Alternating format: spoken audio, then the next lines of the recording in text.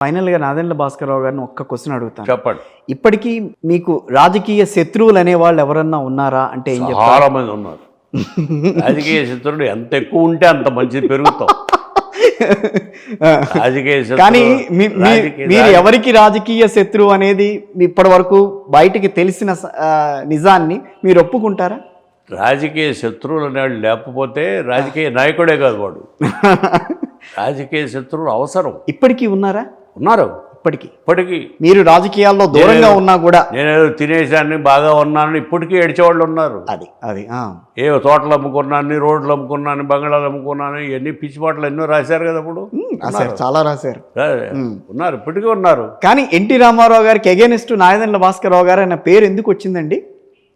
అంటే అక్కడ అట్లా సిచ్యువేషన్ డెవలప్ అయింది. అది నేను అందుకు ఏముందంటే he was inferiority complex feel అవుతాడు కదా. నా ఉపన్యాసాలు కానీ అవి కానీ విని అతను అక్కడ దెబ్బతిన్నాడు. అహం దెబ్బతింది. అహం దెబ్బతిన్నవాడు ఏం చేశాడంటే అమెరికా వెళ్ళేటప్పటికి తిరిగి వచ్చేటప్పటికి వీళ్ళంతా అవి ఇవి పోగు చేసి చెప్పేటప్పటికి తట్టుకోలేకపోయాడు. బ్యాడ్ డిస్మిస్ చేశాడు. నువ్వు నన్ను వచ్చి మీ ఇంటికి ఛాయ్కి రమ్మని అడిగినాడివి ప్లేన్లో, నువ్వు నన్ను అడిచి నేను మీతో కూడా పార్టీ షేర్ చేయవచ్చున్నాను వచ్చినాడివి, నా ఇంటికి వచ్చినాడు, నా ఇంట్లో పార్టీ స్టార్ట్ చేసి నన్ను డిస్మిస్ చేయటువంటి ఆ ఆలోచన అతను రాకుండా చేశారు వీళ్ళు. అది ఆలోచన రాకుండా ఈ కొట్టేసి అంతా ముంచేశాడు. ఏదో చెప్పేశాడు. ప్లేన్ దిగటంతోనే డిస్మిస్ చేశాడు. డిస్మిస్ చేసినప్పుడు నా చుట్టూ ఉన్నాళ్ళు ఊరుకోరు కదా. అంతే, నేను ఊరుకొని నా చుట్టూ ఊరుకోరు కదా. హ్యాట్ పెట్టారు. మాదైతే పార్టీ వాళ్ళెవరని చెప్పి వీళ్ళు అడ్డం పడ్డారు. సహజం ఇది రాజకీయాల్లో. అట్లా గెలిపోవటం సహజం. అది గెలిపోవటం సహజం. మేమేమి దొంగ ఎమ్మెల్యేలకు తీసుకెళ్ళి గవర్నర్కి వెళ్ళి మేమేం చెప్పలేదే, మాకేమని చెప్పలేదే. మదన్మోహన్కి ఇవ్వండి ఆపోజిషన్ లీడర్కి అని చెప్పాము. బాగా చెప్పారు అప్పుడు. అంతేగాని విన్నాను. నేను అసలు వెళ్ళలేదు గవర్నర్కి. వెళ్ళకపోతే ఇబ్బంది పెట్టి నన్ను వాళ్ళ పేరు చెప్పకూడదు, వాళ్ళు ఇబ్బంది పెట్టి వెళ్ళమని ఫోన్లు చేస్తే నేను వచ్చాను. లేకపోతే వెళ్ళేవాడిని కదా గవర్నర్. అట్లా ఇప్పుడు హైదరాబాద్ తెలంగాణ రాష్ట్రం అభివృద్ధి చెందిందని భావిస్తున్నారా, ఇంకా వెనక్కిబడి ఉంది అని అనుకుంటున్నారా? ఇంకా చాలా చేయాల్సింది ఉంది. చాలా చేయాల్సింది. ఎందుకంటే ఇక్కడ అంతా డ్రై ల్యాండ్ ఎక్కువ. అవును. నదులు పైకి ఎక్కువ. ఇదంతా పీఠభూమి, దక్కన పీఠభూమి. నేలంతా సాగు చేయటం చాలా కష్టం. దగ్గరగా ఉన్న నదుల దగ్గరగా ఉన్న భూముల్ని చక్కగా పండించుకొని బ్రతకాలి. కానీ తమ హయాంలోనే హైదరాబాద్కి ఒక రూపం తీసుకొచ్చానని చెప్పి మాట్లాడుతున్న వాళ్ళకి మీరు ఏం చెప్తారు? ఒకటేంటంటే మా అన్నగారు ఇక్కడ ఉద్యోగం చేస్తూ ఉండేవాడు నైజాం సర్వీసులో. అప్పటికి ఇప్పటికీ ఎంత తేడా అంటే చెప్పడానికి వీల్లేదు. నేను ఆ బుగుల్ చంద్ దుకాణం దగ్గర నుంచునేవాడిని ఎప్పుడన్నా. ఏది ఆబిడ్స్లో నైజాం గారు 5, 6 కార్లు వేసుకుని పూజ చేయడానికి వెళ్ళేవాడు. మళ్ళీ తిరిగి వచ్చేవాడు. ఒక్క కారు కనపడేది కాదండి, అన్నీ రిక్షాలే. వాళ్ళేటి పాపం బస్కా కిరాయి దేవ్ సాబ్. అంత పూర్ కండిషన్స్. బస్కా కిరాయి దేవ్ సాబ్ అనేవాడు. బస్సులో 10 పైసలు 20 పైసలు, ఆ 20 పైసలు ఇవ్వండి మేము తీసుకెళ్తామని. అంత దీనాతి అది అవసరం. ఇక్కడ పాపులేషన్ ఎంత? పాపులేషన్ 7 లక్షలు హైదరాబాద్. నేను వచ్చినప్పుడు హైదరాబాద్ సికింద్రాబాద్ కలిపి 7 లక్షలు.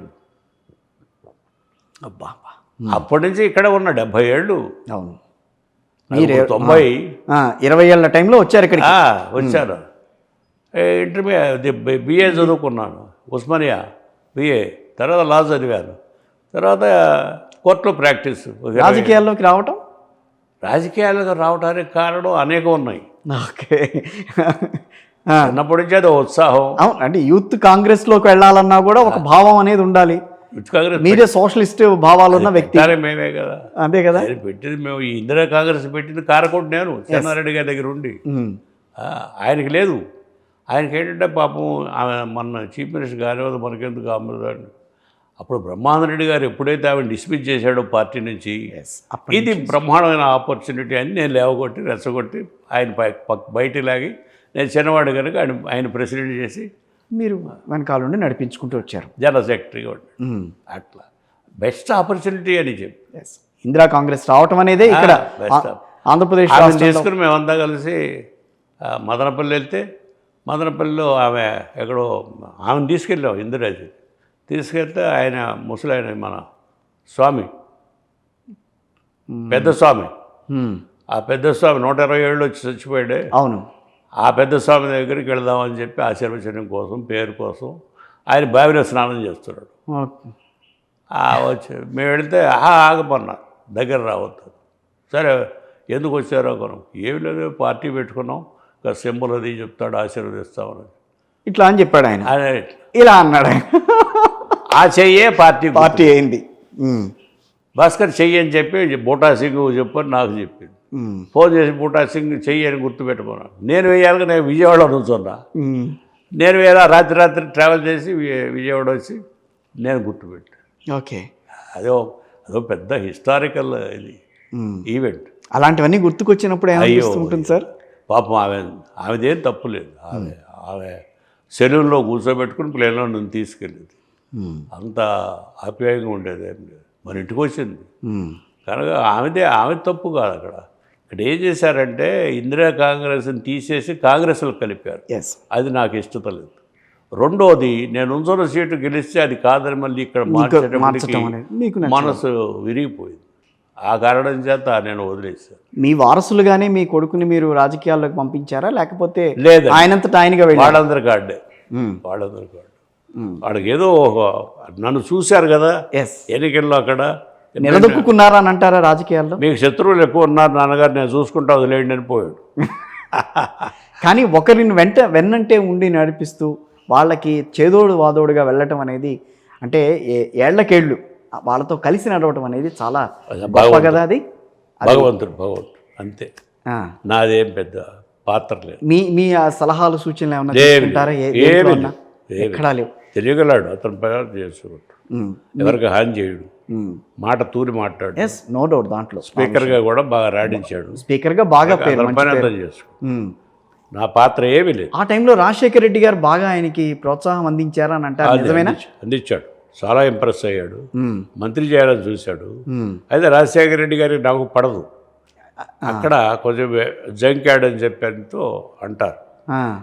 నిజమేనా? ఆ మాటలో నిజమేనండి. నిజమే. మంత్రి చేయాలని కూడా చూశాడు. ఓకే. రాజశేఖర రెడ్డి గారి మీద మీ అభిప్రాయం ఫైనల్గా? అది ఇప్పుడు జరిగిపోయింది. ఆయన గురించి వద్దులేండి. అదే నేను కూడా అంత జరిగిపోయాను. రైట్. సో ఇక ఈ రాబోయే రోజుల్లో జమిలీ ఎన్నికలు వస్తేనే దేశం అనేది ఒక ఏకతాటి మీద నడిచే అవకాశం ఉంటుంది. వస్తేనే టూ పార్టీ సిస్టమ్ వచ్చినప్పుడే ఈ న్యూస్ ఉంటాం. Yes. Thank you very much అండి. వైబ్రెంట్ టీవీకి మీరు చక్కటి వివరణలన్నీ అందించారు. Thank you. మాకు అసలు అవకాశం ఇచ్చినందుకు thank you very much sir. నమస్తే. Thank you all.